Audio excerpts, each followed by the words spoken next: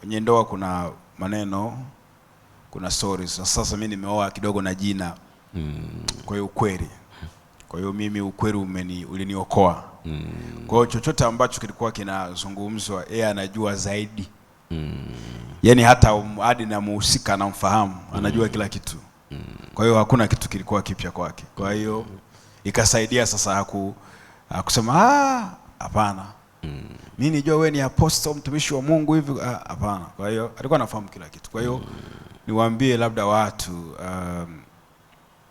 kuanzia hatua ya kwanza, wala ambao bado hawajaingia kwenye ndoa, ongea ukweli na mueleze ukweli. Kama una makorokoro, makando kando, mwambie, zungumza naye ukweli. Na wao wanafahamu ya kwamba sisi sio malaika.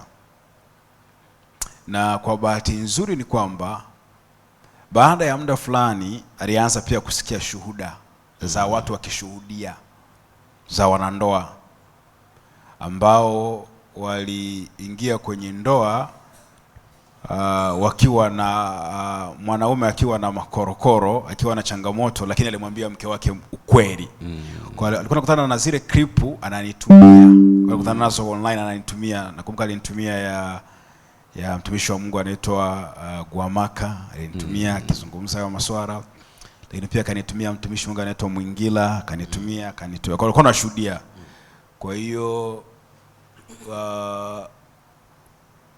na mimi akaniambia kilicho na wewe kama unafanana kama na hawa watu, na wewe ulikuwa mkweli.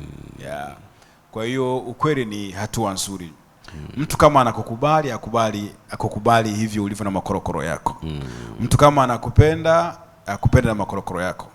Lakini pia kama unabadilika, basi ile safari ya kubadilika muianze pamoja. Na yeye anajua kwamba mume wangu anabadilika, ama mpenzi wangu ama mchumba wangu anafanyaje, anabadilika. Mpaka sasa hivi mimi bado naendelea na mabadiliko. Bado na vipengele vichache. Na siku moja juzi kata kaniambia yeye katabia kako situ ila tunaendelea vizuri, lakini bado sisi tuendelee na safari. Kwa hiyo mnaanza safari moja ya mabadiliko kuliko kudanganya. Sasa